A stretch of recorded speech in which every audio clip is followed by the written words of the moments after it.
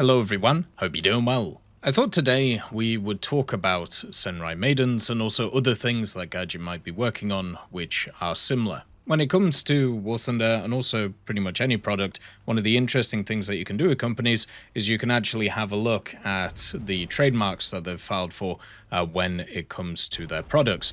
And when Senai Maidens came out, Redned, who is part of the community, a fun Aussie, decided to have a look at the good old trademarks and see if he could find anything about Senai Maidens. Turns out there isn't actually a lot of information about it apart from what Gaijin has posted, since it is a Gaijin product in itself, so they control kind of the flow of information.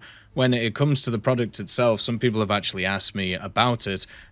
Is it kind of just like a skin of the vehicles that are already in the game? No, it's technically a fully unique vehicle within itself. So if you want to purchase it, make sure to use the partner link so you can get a discount. But also at the same time, you will get a full new vehicle, which is different from the other premium vehicle. So you will technically have, let's say, a Leopard 2A4M can, which is the standard one, and then you will have the Senai Maidens version of it.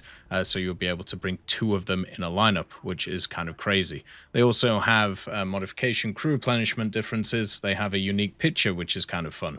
So make sure to kind of check that out. But the main purpose of this video is not really to talk about the Senai Maiden stuff, because that is already happening. The point of this video is to look into trademarks that Gaijin has filed for and also have right now, which may actually look at these types of things. If you have a look at somewhere like Trademark Elite, which is basically just a website that tracks trademarks of platforms, what you'll find is there is a bunch of different ones that have kind of moved around. I'm specifically going to have a look at the American side of things, because obviously, depending on which region you're looking at, you have different trademarks which are filed for different areas. But we're going to be having a look at Gaijin Games KFT Budapest or Hungary, which is basically the main offices of Gaijin, which deals with this stuff. You also have many other offices that they have, including the one in Cyprus, there's one in Germany, and a few others around the place. But what I'll do is on the screen right now, I'll literally just scroll through all of the different kind of trademarks that they have got or have lost over the years, all the way going back to 2010, which is pretty crazy. In 2010, they filed for trademarks in the US for Gaijin, Braveheart, Dance Magic, Blades of Time, Birds of Steel, War Thunder, Star Conflict, and then also some different Asian logos over the years. And these were basically the Gaijin games, if you remember. And then in 2013, you had the official War Thunder logo, then you had Crossout in 2016, and again, then it gets a little bit weird. There are some products that we haven't heard of, or there's some products that are a little bit all over the place.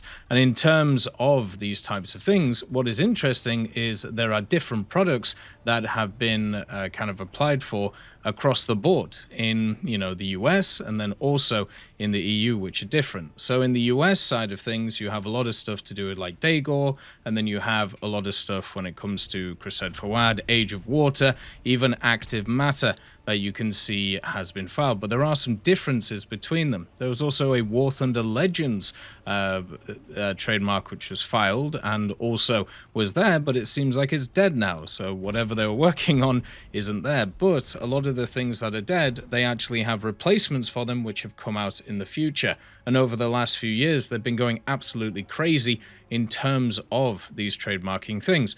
Not just trademarking more icons in War Thunder, you also have War Thunder Edge, whatever that is, maybe it's something to do with the Edge platform.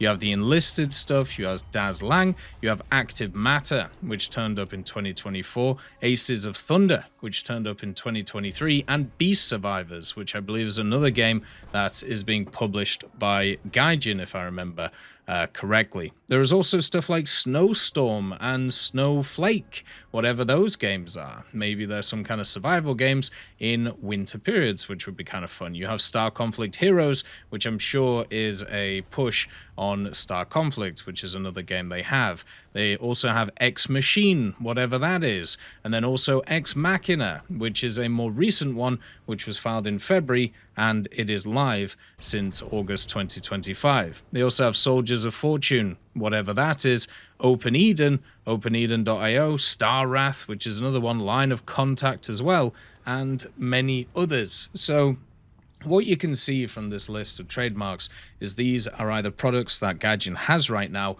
or they are products which they are setting up.